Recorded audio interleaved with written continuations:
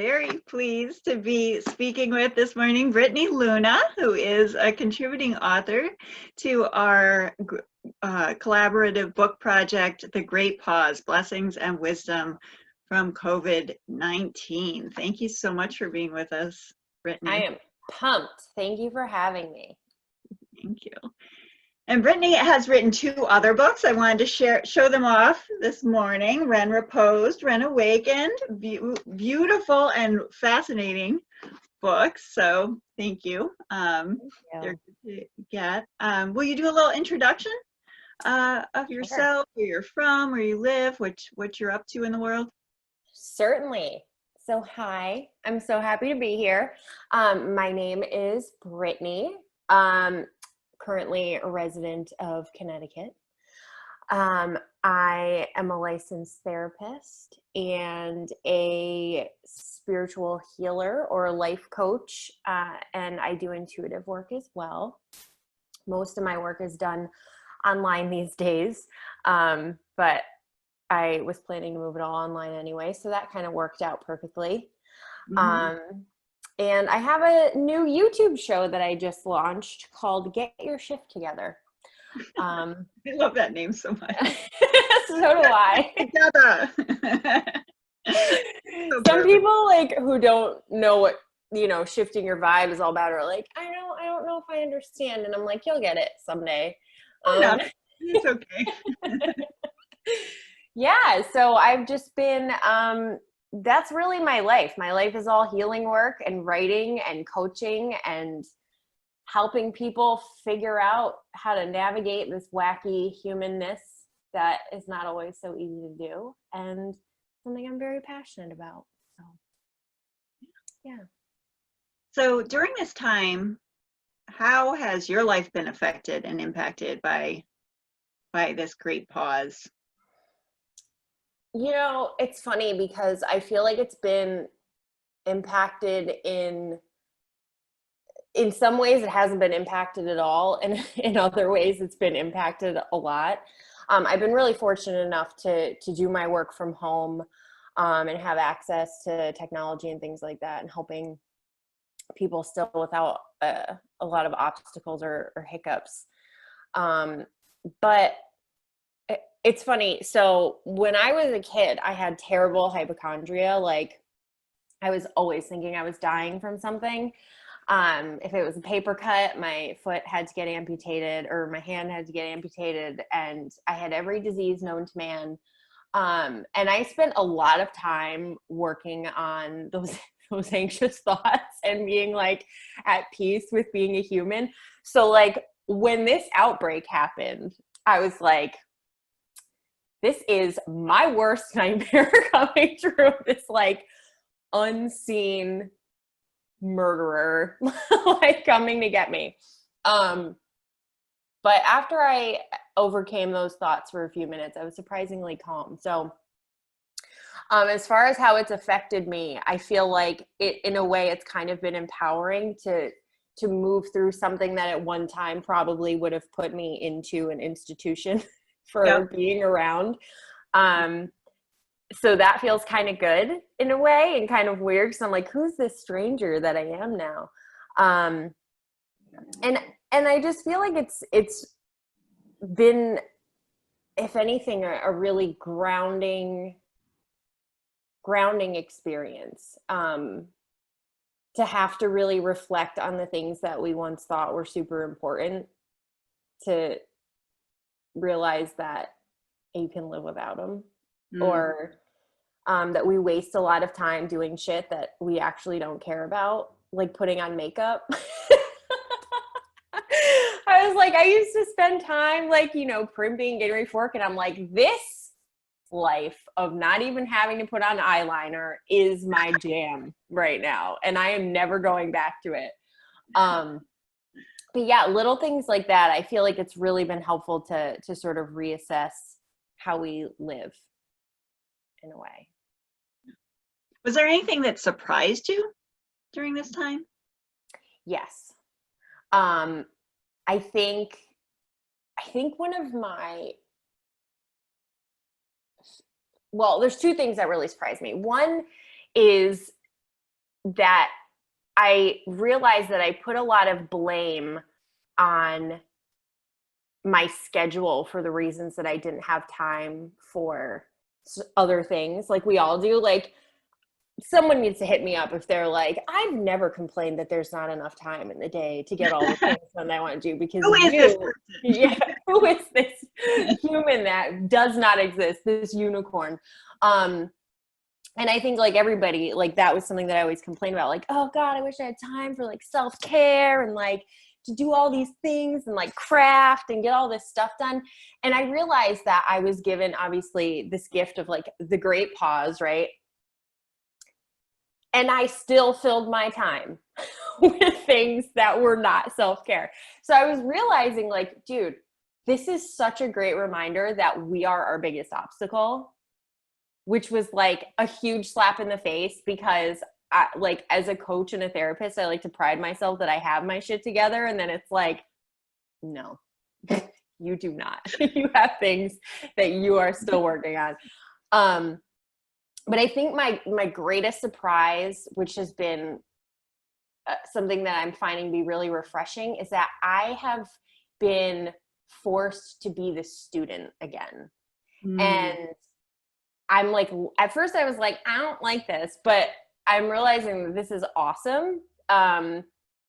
Because for years I've been, you know, the teacher and the coach, like teaching people how to connect to their guides and how to connect to energy and how to, you know, be a badass empath and how to manifest and how to heal your body and, you know, just live a better life.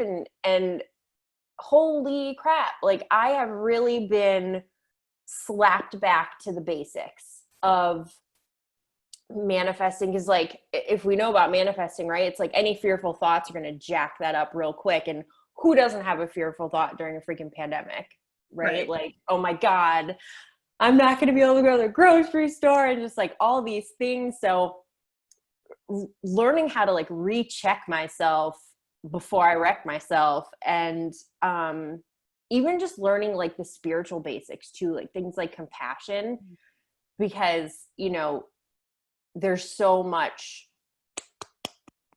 right now. And I think that it's been a really powerful lesson of like how to have compassion for people you also want to punch in the face.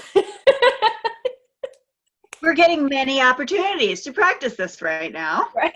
You're available to us. Right. Not that you want to touch anyone's face right now. Right. Punch you, butt. Right. Put your mask on so I can punch you. I have this glove. But also blessings.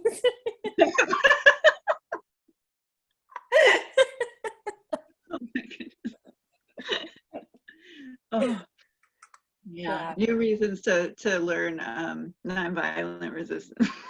Just so you don't get it.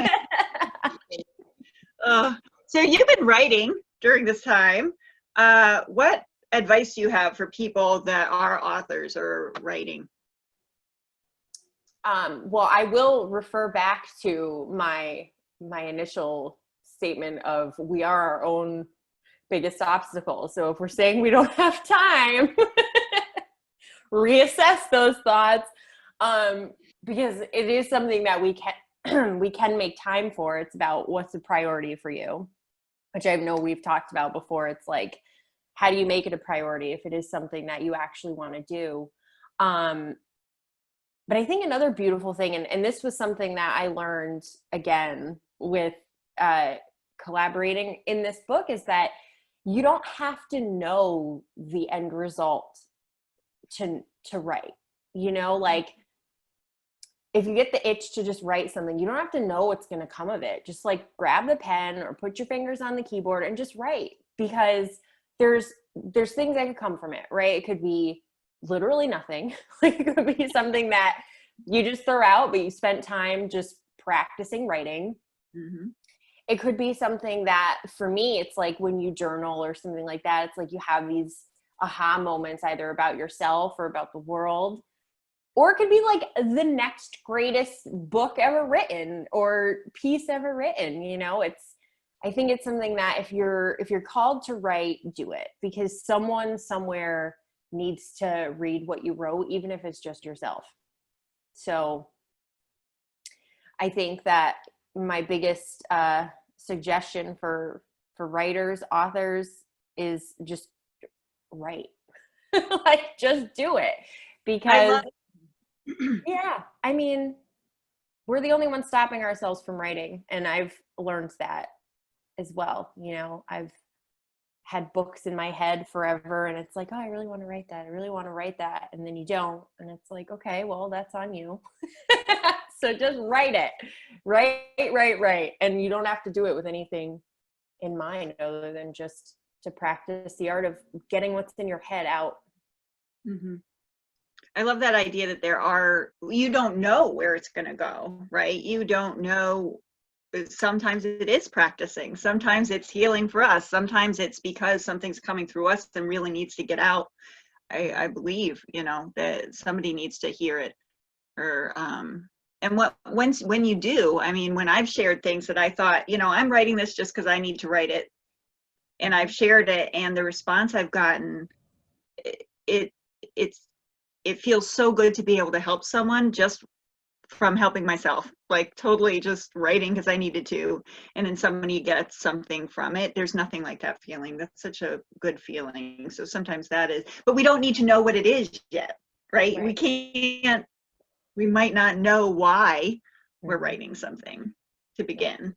It's not actually important for us to know. I don't think that can get in the way. I think sometimes. Absolutely. And it'll change 10 times over. Sometimes I think knowing where it's going to go can stunt your creativity sometimes, because you might get an idea while you're writing, and then it's like, well, no, that doesn't fit with the reason that I was doing this. And it's like, no, put it down there, because it's shaping into something else. Right. And yeah, I think that it's important to sort of have that in the back of your head, that you don't know where it's going to go, and just to follow it. I think that's good advice, whether you're writing or just doing anything in life, really. Like, something will come of this. Who knows what it is, so just follow it. That's excellent. True, very true. So what's the best way for people to get in touch with you or find out more about you and your work?